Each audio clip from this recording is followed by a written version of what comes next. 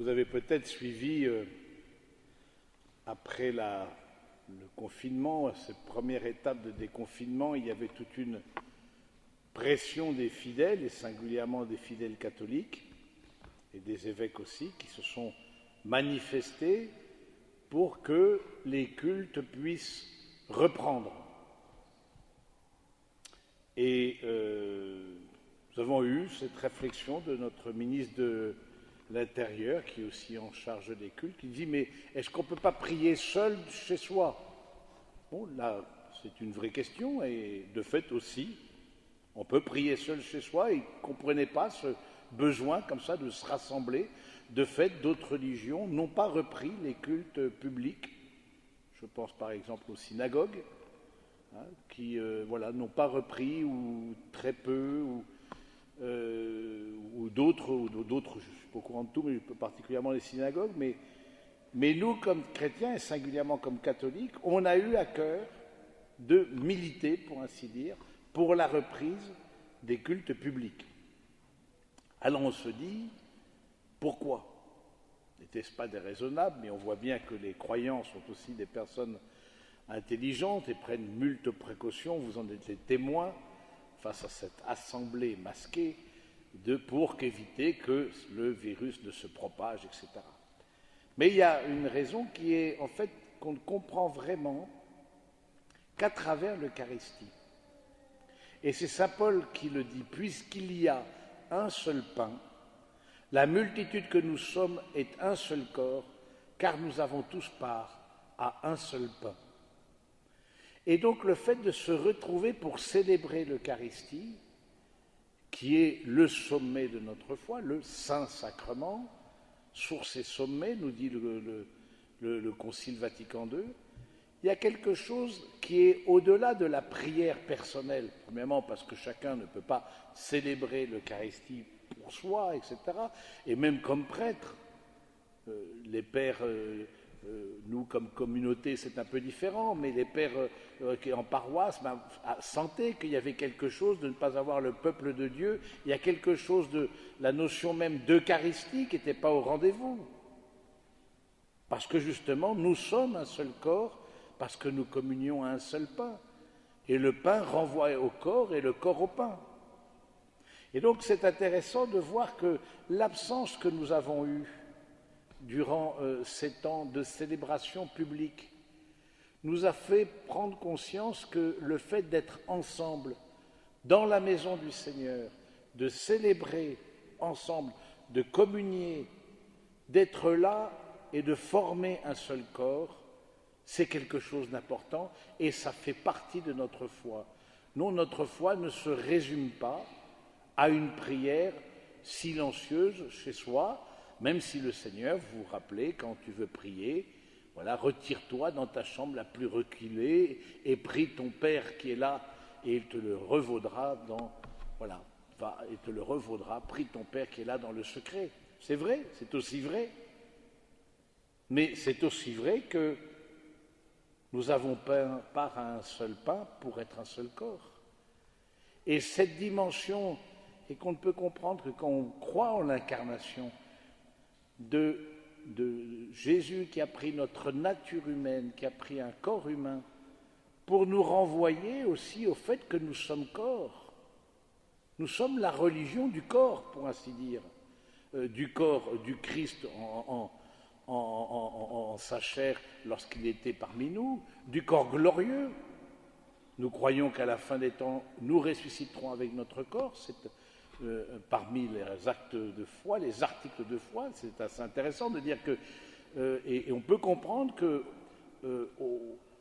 si on pense, et comme croyant, on pense qu'il y a un paradis, qu'il y a une plénitude avec Dieu, forcément, cette plénitude, à un moment donné, doit être avec notre corps, parce que âme et corps, c'est, comme on dit, substantiellement unis. Et la séparation des deux s'appelle la mort. Donc on ne peut pas envisager une séparation quand on envisage une plénitude.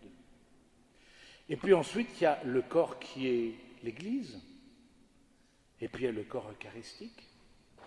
Donc c'est intéressant de voir, au fond, cette dimension communautaire qui n'est pas juste parce qu'on est content de se retrouver, bien sûr qu'on est content de se retrouver, etc., mais ce n'est pas juste ça. Ça fait partie de la logique de l'incarnation. Et si on ne croit pas en l'incarnation, eh bien on dit, mais pourquoi vous ne priez pas seul chez vous? Oui, ça peut s'entendre. Mais justement, il faut avoir une lumière supplémentaire. Cette lumière vient de la révélation pour dire, on prie seul chez nous. Beaucoup de personnes, de paroisses, et je suppose la paroisse aussi, notre communauté, ont mis en place sur Facebook, YouTube, etc. Mais on sent bien que ce n'est pas du tout pareil. Alors on avait la messe filmée, mais on voit bien qu'il y a quelque chose de l'ordre du sacrement qui n'est plus là, qui n'est pas au rendez-vous. Pourtant, le sacrement qui a été filmé est bien valide, c'est bien le corps du Christ, mais au-delà de ça, le corps du Christ renvoie à la communauté. Ça renvoie à la communauté. Et la communauté renvoie au corps du Christ, parce que nous communions à un seul pain, eh bien, nous formons un seul corps. Cette parole de saint Paul est vraiment lumineuse. Et ça veut dire aussi que chaque fois que je communie à un seul pain, c'est ce désir que la communion eucharistique soit aussi une communion fraternelle. Et on le voit dans les écrits de saint Paul, où il se scandalise justement des divisions dans les communautés. Et en disant, et pourtant vous communiez au corps du Christ, est-ce que vous ne mangez pas votre condamnation? Donc c'est quelque chose qui, pour nous, est structurel. La célébration communautaire publique, c'est quelque chose qui renvoie à notre foi. Et en être privé, c'est pas rien. C'est pas rien. Et on ne peut que penser aussi à tous ceux qui, de par le monde, chrétiens persécutés, ne peuvent pas célébrer l'Eucharistie, par manque de prêtres, par interdiction des lois civiles, par les persécutions, par X. Et du coup, ils se réunissent comme ils peuvent, ils viennent des villages alentours et puis célèbrent la parole, etc. Mais il y a ce Eucharistie qui manque. Donc c'est intéressant que pour nous, nous puissions rendre grâce d'être là dans ce lieu. Et peut-être l'absence nous fait, au contraire, mais en exergue la présence. L'absence, mais relève la présence, manifeste encore plus l'importance de la présence ensemble dans ce lieu et de la présence réelle au Saint-Sacrement. Vous voyez, et je trouve que pour nous, cette dimension communautaire, elle est dans notre foi. Et c'est peut-être parmi ces défauts de nos sociétés, l'individualisme. Justement, on voit que l'individualisme, quelque part, ne fait pas bon ménage avec notre foi chrétienne, parce que le fait d'être seul devant son écran, en train de regarder la célébration, il y a quelque chose qui n'est pas au rendez-vous. Une grâce qui n'est pas au rendez-vous. Alors, pour nous, je trouve que c'est important, cette fête du Saint-Sacrement, corps et du sang du Seigneur, de prendre conscience déjà, de rendre grâce qu'on peut célébrer librement, remercier le Seigneur, et puis peut-être de reprendre conscience que c'est le cœur de notre foi. Il y a toujours le risque, pour vous comme pour le prêtre, de s'habituer. C'est toujours un risque. À célébrer sa messe quotidiennement, vous l'imaginez, il peut y avoir, et il y a de fait, une forme d'accoutumance, de perte d'émerveillement. Mais justement, ce temps que nous avons vécu nous relance dans l'émerveillement. Ce temps que nous avons vécu, par l'absence, nous fait découvrir l'importance de la présence de Dieu, l'importance de la communauté, l'importance d'être réunis ici, en ce lieu, en ce soir, pour célébrer le Seigneur.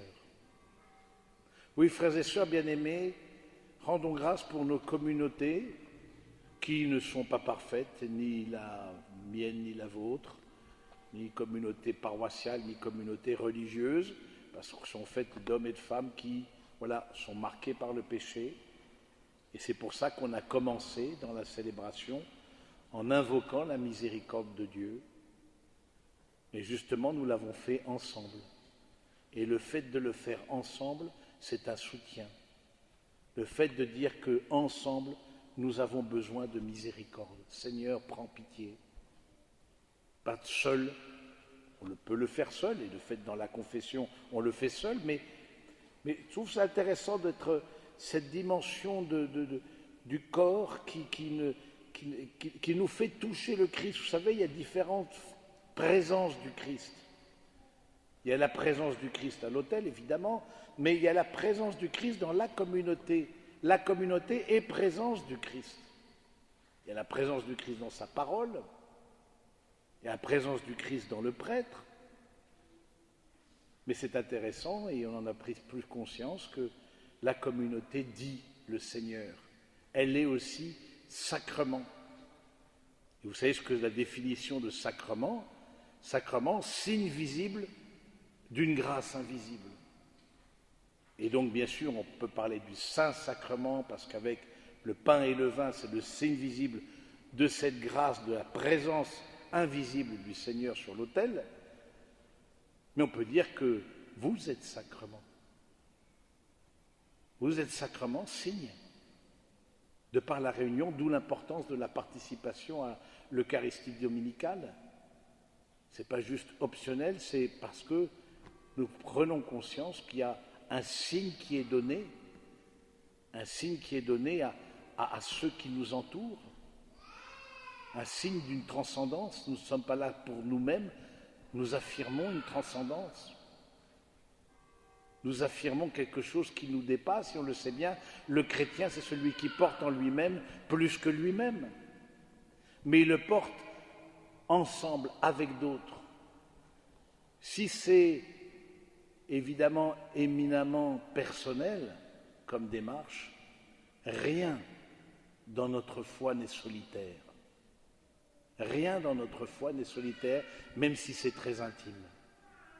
Je ne peux pas dire je sans dire tu, je ne peux pas dire tu sans dire nous. Alors, rendons grâce pour notre foi, rendons grâce pour ce témoignage que nous avons reçu, rendons grâce pour cette célébration ensemble, et dans ce temps de méditation, remercions le Seigneur de faire ensemble communauté. Amen.